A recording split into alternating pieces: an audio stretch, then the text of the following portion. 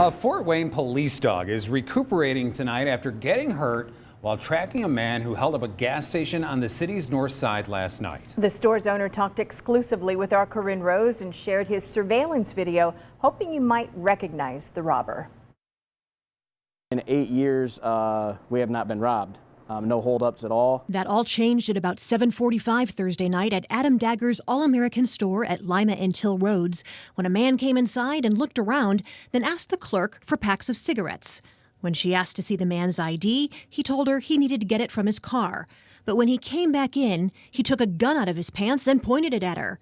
Dagger says the clerk did exactly what she was supposed to do, then called police the moment the man ran off. He says she's shaken, but fine, and will return to work. But he's angry she was put through that ordeal. She's just working to pay bills and have her life threatened like that. I guess that's the uniqueness of it is, and really, for what?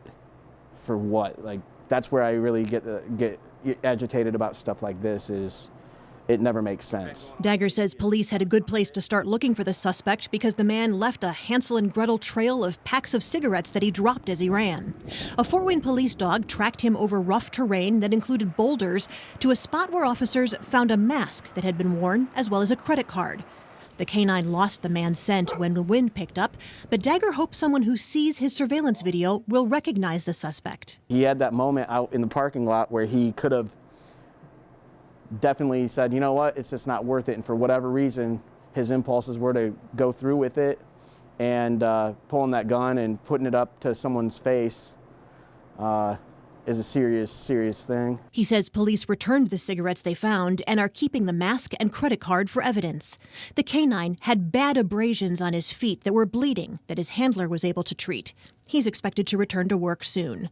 Dagger says a neighboring business also supplied police with security video. Let's get him off the streets, let him get him behind bars. I mean, he injured a K9 and could have hurt someone else. Take a good look at the man's coat and shoes. If they or the suspect look familiar to you, call police. Corinne Rose, Fort Wayne's NBC. Now, if you know who this man is, call Crime Stoppers. The number is 436-STOP. That's 436-7867.